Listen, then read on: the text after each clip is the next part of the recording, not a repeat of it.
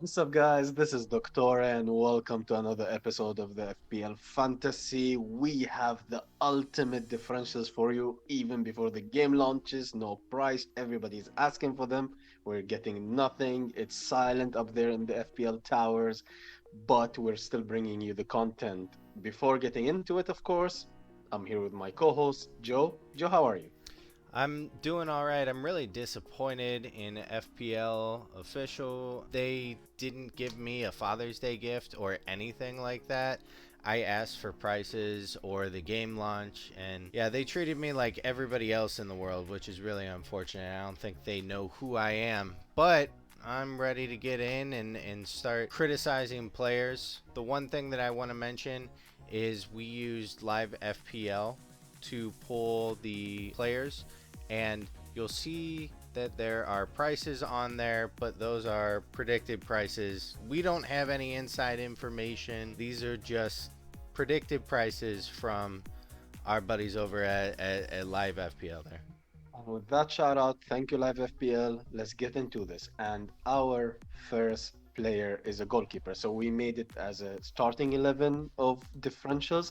Basically, the criteria here, we don't expect those players to be highly owned throughout the season. They might be highly owned throughout some of the season at some points when they have nice fixtures, but still, we don't expect them to hit 50% at any point. So we have this ultimate differential. Most people will go for a kind of a spine of Salah, Haaland, Kane, Son.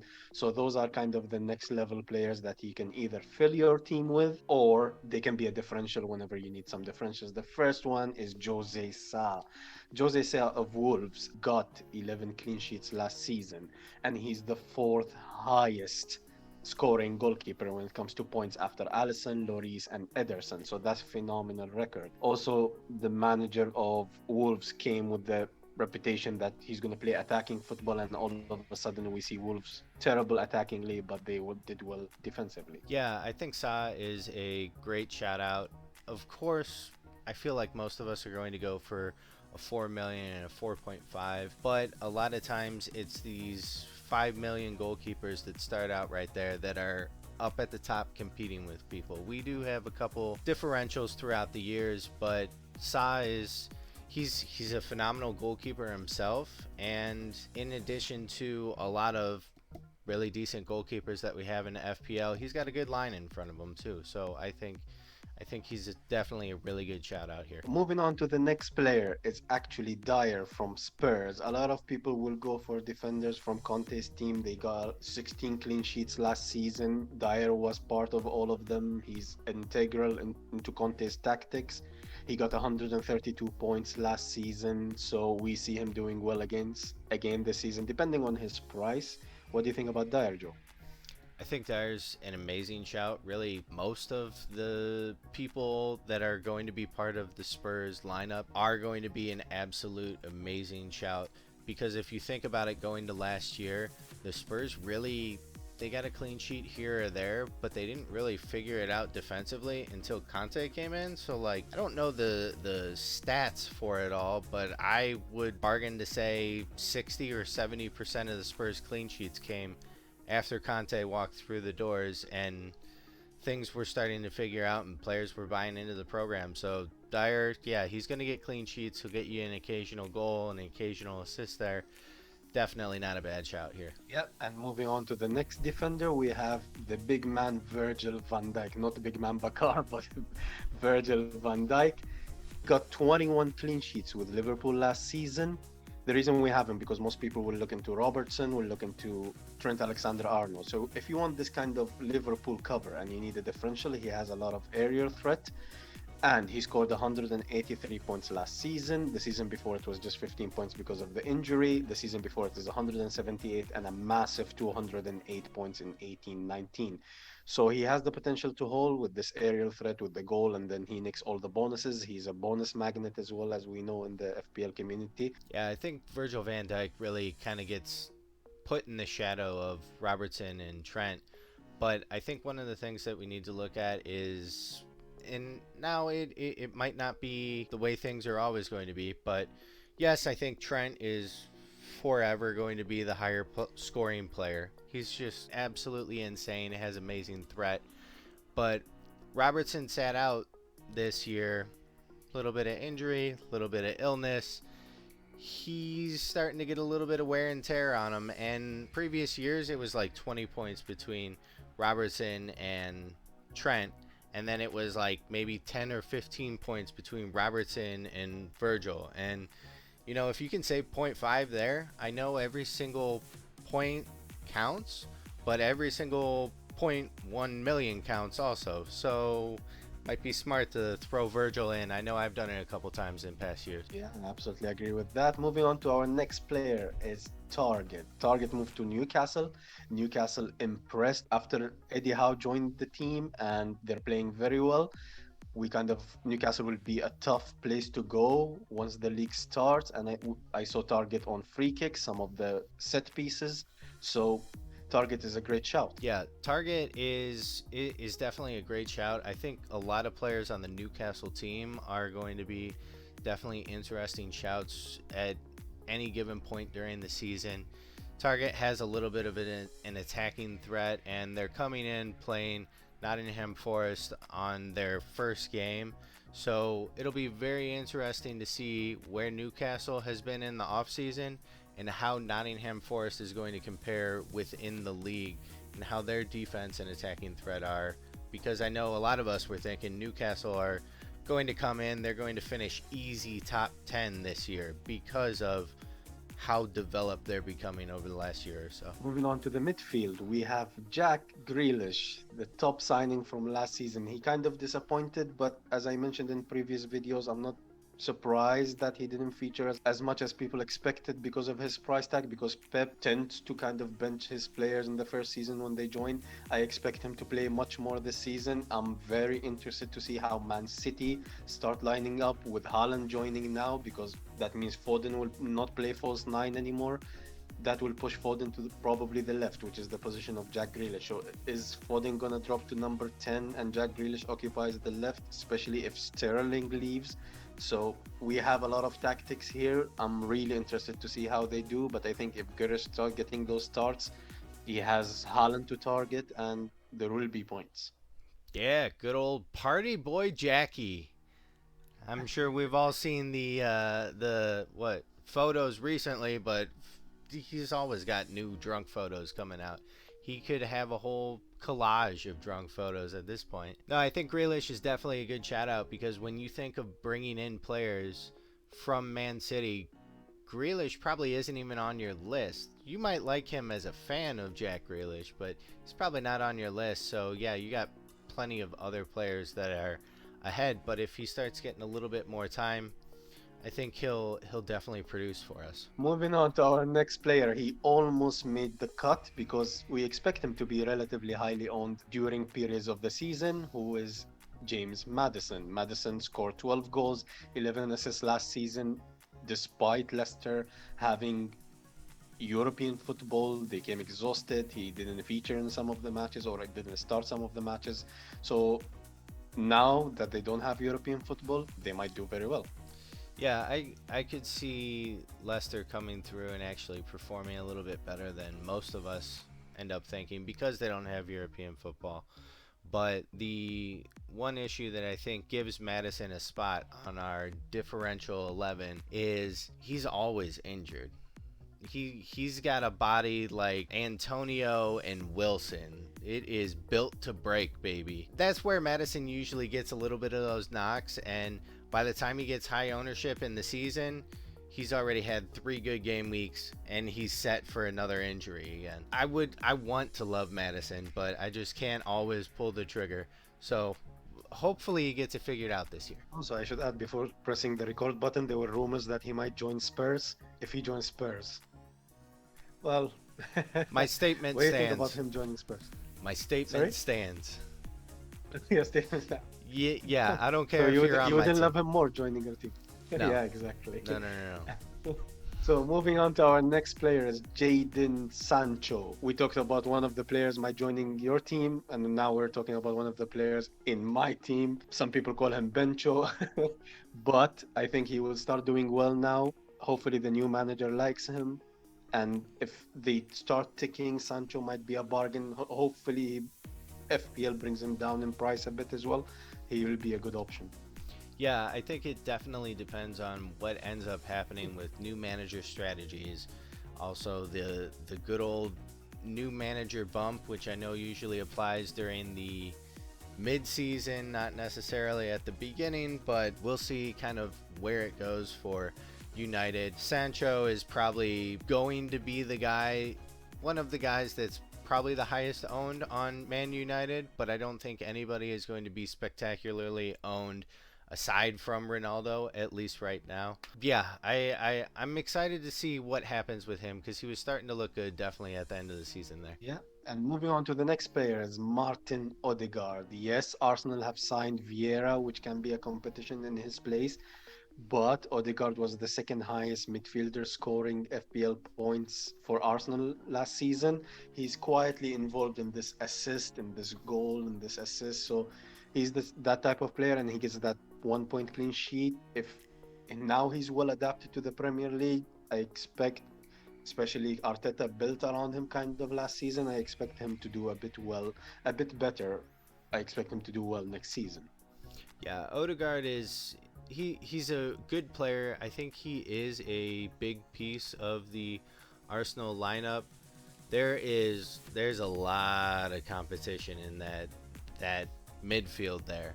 The one thing that I'll say is they have sold Lacazette and they do have one forward. Do they decide to run with only one forward or are they going to maybe push somebody up and run with two forwards? It'll be interesting. Probably going to sit on that one forward lineup for the most part. But if you ask me, Smith Rowe, baby. Smith Rowe. The man can do it all. He's the super sub elite. He'll come off the bench and get you a goal and an assist with 6 minutes left in the game. Wilson! Wilson! Wilson! Our next player is Wilson. If this guy can stay away from injury, he will be an amazing asset for Newcastle and even when he was before playing for Bournemouth. So when he came back from injury at the end of last season, he scored a brace, I think, in the game week 38. So amazing asset. Yeah, he's always had great potential and it's always been exciting to have Wilson in your team, but he's also one of those assets like Madison where just when is he going to break, and that's the scariest thing about it. So definitely if he can stay healthy, it's going to work out for managers, it's going to work out for him and the new face of Newcastle. I'm excited to see where that ends up. Yeah. And moving on to the next player, you mentioned Arsenal do not have a second striker. There is great rumors that Gabriel Jesus will join them, and if he joins them, I expect big things from him because he's going to be he's going to be in competition with Nketiah for the starting position, who just got the number 14 and started a controversy. But Jesus, if he plays being fed by Odegaard, your boy Smith Rowe or Martinelli, you have that perfect link with Martinelli or Saka. If he's being fed by those players, I expect him to score. He misses a lot. He's one of the worst players when it comes to XG, but XG delta. But he will get his chances, and if he gets the starts, like 30th starts, he'll do well. Yeah, and maybe his misses aren't necessarily his fault. Maybe the training routine at Man City for their attacking players just doesn't cater to Jesus and what he's all about. Maybe he needs a change of scenery to really let it click. He's gonna do good wherever he goes.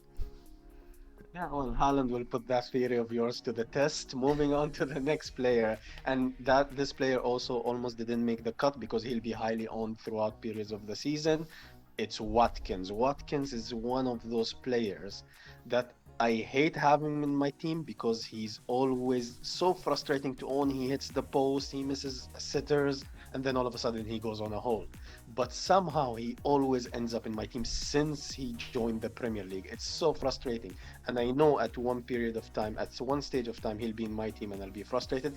And it's really hard to get kind of rid of him because he's at this price point, which is a bit usually in the middle. There are not many players that you can downgrade to. And if you want to upgrade, the upgrades are so far away. I talked about team structure a lot, and this is one of the elements of team structure. What do you think about Watkins, Joe? Yeah, Watkins is definitely a fun asset to have. When he was, I think it was Brentford that Watkins was on. He was destroying in the championship, and I think it was 2 years ago, and they didn't get promoted. And then when they finally got promoted, he makes a move to Villa, and now he's making waves in the league, and I want to see a little bit more finesse on him. Like you said, he hits the post, he misses sitters, things like that. If he can figure out how to just move it 6 inches to the side, or just take that deep breath and let it roll right in, he's going to be a force to be reckoned with, and I'm hoping Villa can come out and really make a run at it this year. It'd be nice to have 10 teams that you don't know who's going to finish where in the top, say, four, but even six, really. And next, the bench. So we had a starting 11. Now we have a bit of 8 players that makes the bench. Kind of we thought about them, but they didn't make the starting cut. And the first bench player is Lloris, one of Joe's favorite players. So I'll leave the floor for you, Joe.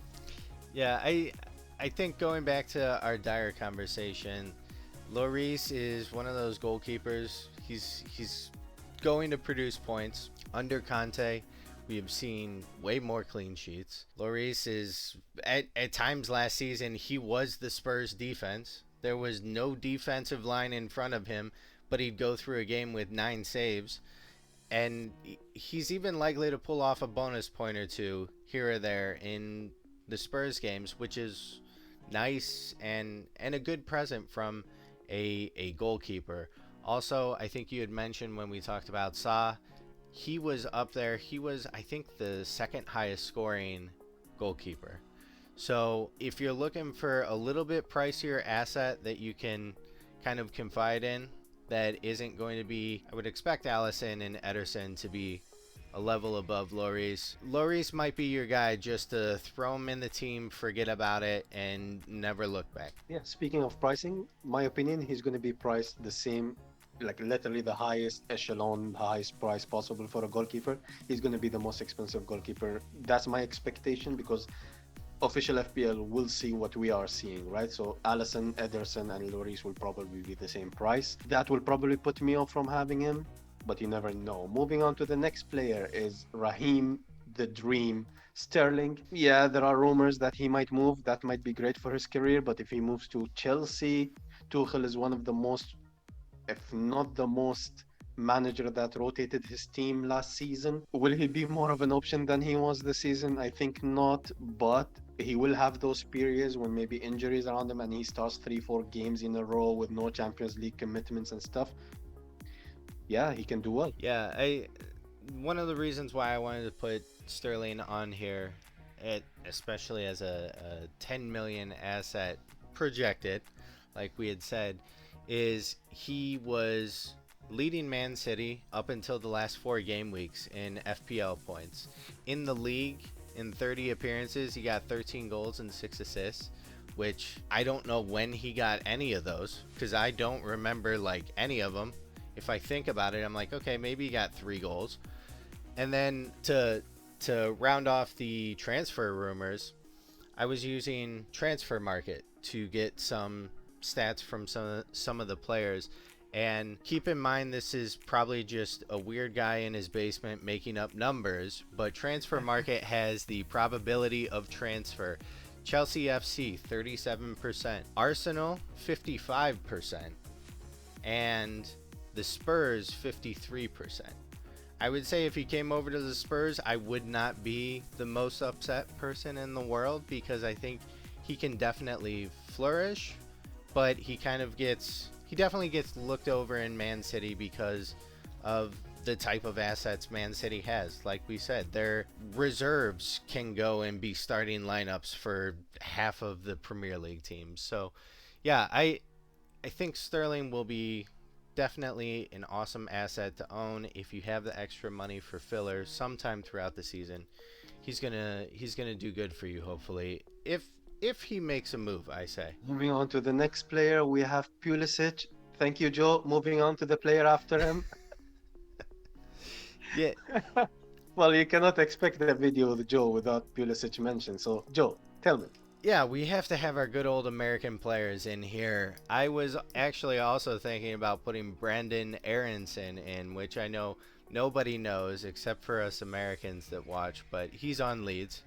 The thing about Pulisic is he's one of those players like Madison, like Wilson, those type of guys. He's always injured. So he never actually breaks into that starting lineup with Chelsea. And now there's rumors that Chelsea might even be looking into selling him. So if they sell him outside of the league, obviously don't try and bring him in. That's not going to work for you.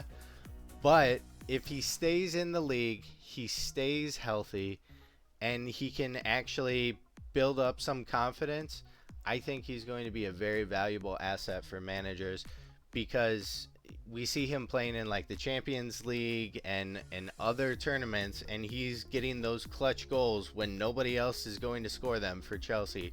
He comes out and it's like the 93rd minute and he scores a goal. I'm like, you have the potential. We just need to see it where it counts for us FPL managers. And moving on to the next player, it's Vieira.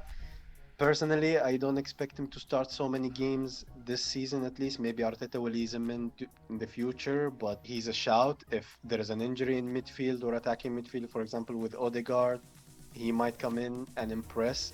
His numbers are not that great. They are very good, but they're not that great in the Portuguese league. But he can be a great punt. Yeah, I think one of the things that was a constant thing that kept sticking in my head when I was looking up some information about Vieira was he really didn't break into the starting lineup until about the second half of the season too. So even though his numbers aren't anything phenomenal, we're not looking at, Holland or anything like that. He developed most of his numbers in the second half of the season, and I think there's a lot of potential there, and Arsenal has this extremely annoying knack of taking these players that are like okay and turning them into more than that, turning them into standout players. Like, you have Saka and your Odegaard and those type of things where I feel like most people had never heard of them until 1 or 2 seasons ago. So, yeah, I think he'll do good. Our next player scored 16 points less than Robertson, but 2 million cheaper. Joel Matip. Joe?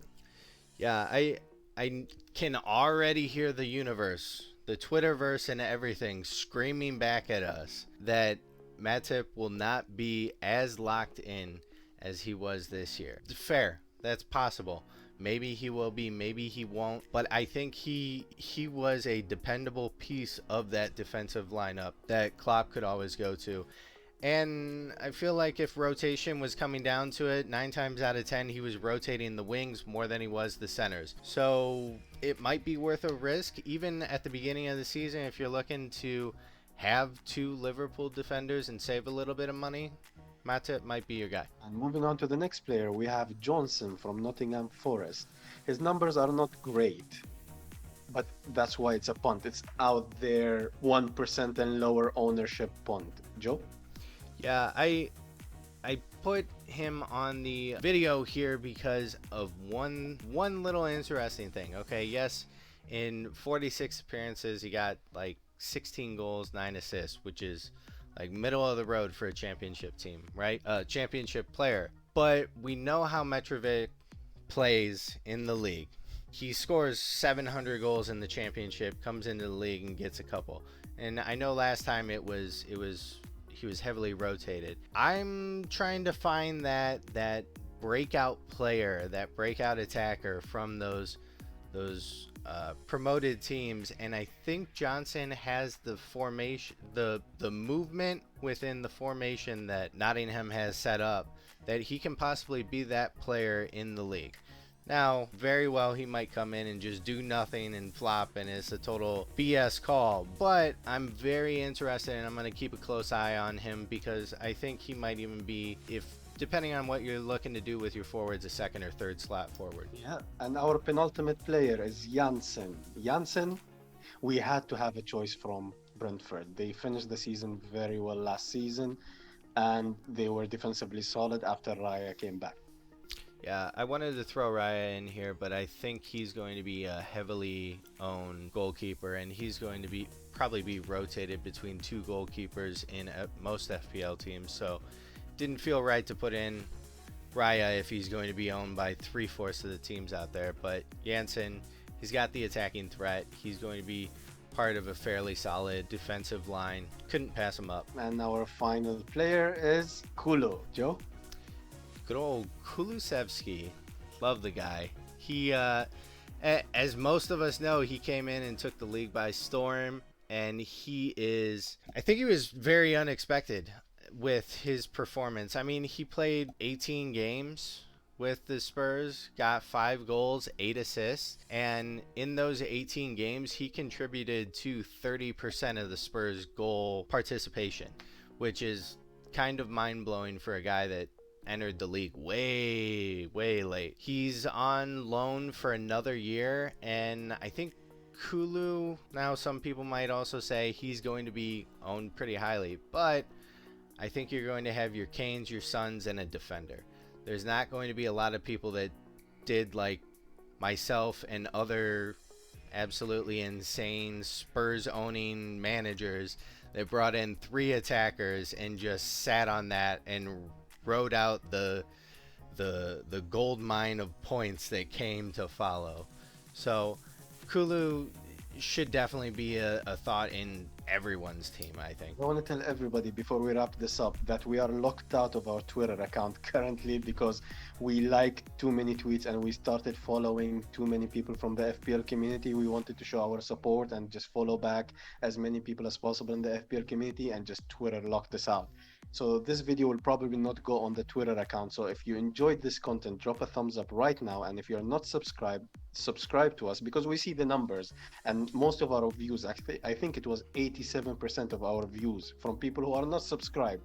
It's free. It helps us out, shows us your support. Yeah, and I want to say one more thing that you might talk to a lot of content creators and tell them you are an absolute machine of a man. Twitter literally thinks we are a machine. They think we are a bot, a spam bot out there just following everyone and everything. So we are the machine of FPL. But thank you, like Doc said, like, subscribe, interact with us, and let us know what you think of our differential 11 plus 8 and what you think some of your guys might be. So we'll see you next time, everybody. We'll see you on the next episode. Peace, everyone.